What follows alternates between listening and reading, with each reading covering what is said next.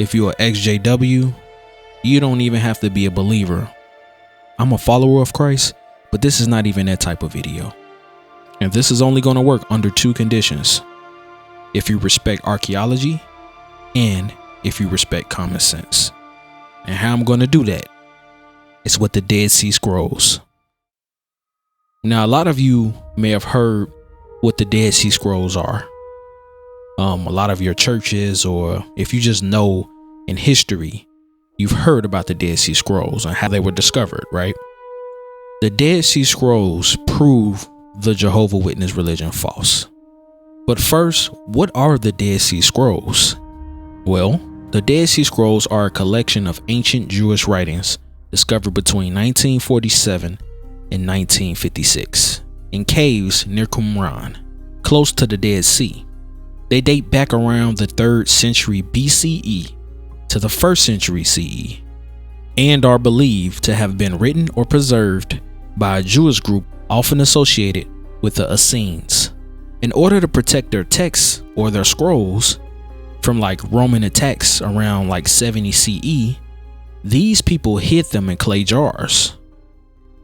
These scrolls include parts of almost every book of the Hebrew Bible, except probably Esther.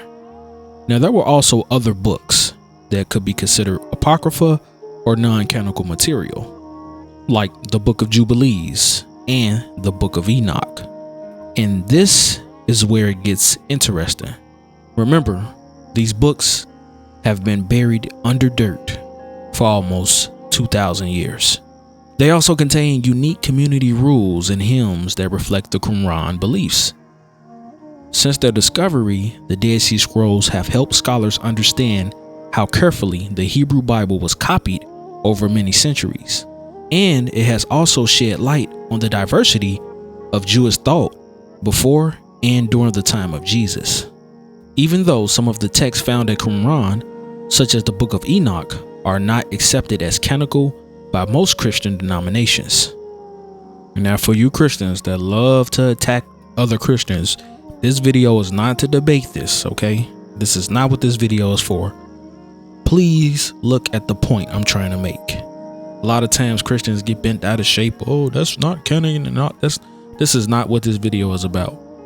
And I'm not even going to state where I stand with this, because I just know the type of toxicity that exists on any opinion you pretty much have in a Christian church.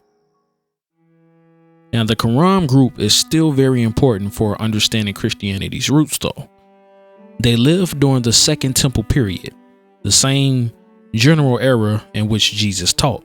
Their scriptures overlap significantly with those in the Christian Old Testament, and their writings reflect messianic hopes similar to those seen in early Christian thought. Because of this, many scholars view the Qumran community as a valuable source for understanding the religious environment of the 1st century. Now, like I said, whether you accept it or reject it, the details they preserve are still crucial for learning about what various Jewish groups believed just before and during the dawn of Christianity. Now, here's the punchline that I would want any Jehovah Witness to know and take a moment to think.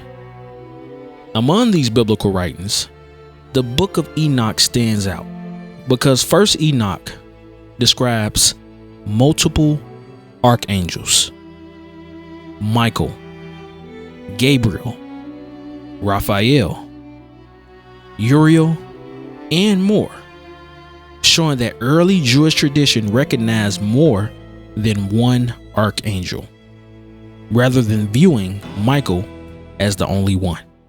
Now, before any JWs come on here and say I don't know what I'm talking about, research it for yourself. Go ask a scholar. Go read the book. You can get it on Amazon and you can see for yourself. And I'm going to go even further on the Book of Enoch. Now, this text was also preserved by the Ethiopian Orthodox Church, and they include Enoch in the canon, meaning they accept it. Most Christian denominations do not consider Enoch part of the Bible. This is what the Jewish culture believed, clearly. I mean, they were right next to the canon Bible. So these had to be stories that was told, whether it was all true or not. I think they have some truth to them. Matter of fact, the book of Enoch aligns very well with Genesis 6, depending on what you believe about Genesis 6. But that's another story. But anyway, the Ethiopian church has a long history with it. The Ethiopian Bible is like super old, with the earliest surviving manuscripts like the Gospels dating to the 5th or 6th century CE. These ancient documents highlight how the Ethiopian church kept a broader biblical collection than most around the world. Now, when we compare these ancient sources to certain modern doctrines, of course, conflicts arise. For example, Jehovah's Witnesses believe that Jesus is the same being as Michael the archangel, and that he is the only archangel. Yet, Daniel 10:13 states, Michael is one of the chief princes. I think their Bible says he's one of the fourthmost princes. So you know he's one of something. This is clearly implying that there are other similar in rank. If the book of Enoch and the Hebrew scriptures both suggest multiple high-ranking angels, how can Michael be regarded as the only one? Now, to the Jehovah's Witness, would you trust something that was buried in the dirt for 2,000 years? Or something that was made by a man 2,000 years later? If your entire religion hinges on one man's interpretation from the 1800s and ignores ancient voices buried for centuries, that's not truth. That's tradition dressed up in a suit. The teaching of Jesus being Michael the archangel originated well after ancient times. Who helped start the movement that became Jehovah's Witnesses preached in the late 1800s. That is roughly 1,800 years after the New Testament era and some 2,000 years after texts like Enoch were written. Now, Russell was influenced by the Seventh-day Adventist Church, a group that also believed Jesus and Michael are the same. Both movements gained momentum in the 19th century, far removed from the period in which the earliest Christian and Jewish texts were written. It's very possible that this discovery could be from the Lord himself because of cults like this that he knew was coming. Maybe he gave us a clue. Maybe he tried to help us. But no, God can't do that. Anyway, pretty much you have to ask yourself this, or ask the Jehovah's Witness this. If one values ancient discoveries and older documents that have been buried for thousands of years, why a recently invented doctrine that's only barely 100 years old should override ancient evidence? If a Jehovah's Witness says they trust the man who promoted this idea over the ancient text by a group who was known to be Christian and a group that had ancient Jewish literature, they are effectively choosing human opinion for just over 100 years ago, over sources for over 2,000 years ago. The Dead Sea Scrolls, along with other finds in the Ethiopian Bible tradition, suggest multiple archangels existed in ancient beliefs. Therefore, the claim that Jesus is Michael the archangel, especially as the only archangel, is a modern man-made viewpoint. And even if you don't believe in Christianity as an ExJW, fine. But evidence is evidence. It makes more sense to trust records that have survived thousands of years underground than to accept the idea introduced so late in history. This is not even how God works. God knows the beginning to the end.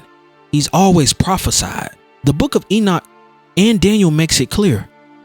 Even though Jehovah's Witnesses have took things out the Bible, I believe there's just some things the Lord will not let them mess with, because truth is truth. The book of Enoch mentions several archangels, and the fact that Charles Taze Russell's teaching emerged in the 19th century, it becomes clear that the Jehovah's Witnesses' perspective on Jesus and Michael don't align with ancient tradition or just simple common sense. You have to trust some ancient Jewish literature to even be a Christian. Ask yourself the question. You can even say, hey, I don't trust those documents that was buried in the dirt. Fine. Well, you don't trust Russell and you don't trust the documents. So would you want to trust the stuff that's older? Or would you want to trust something somebody just made up? 9 times out of 10, Russell or the Seventh-day Adventists didn't even know that these documents existed. We didn't have the internet back then. So they were just saying whatever. That's why the Jehovah's Witness religion is failing now. And the world is so much smaller. Nobody's buying it no more. A lot of cults are being exposed. You can't just tell somebody anything. Media used to be able to just put stuff on the news and everybody believe it. But now you can't do that with TikTok and YouTube and all these places. Now with social media, you cannot do that. But anyway, this is pure proof. I didn't go deep into scriptures. This is just fact that this whole religion is just a lie and that you need to do your research and wake up. The same way the Dead Sea Scrolls were hidden in caves, a lot of truth has been hidden from you too. God bless, and I hope to see you at the new channel. Regardless, if not, have a wonderful day.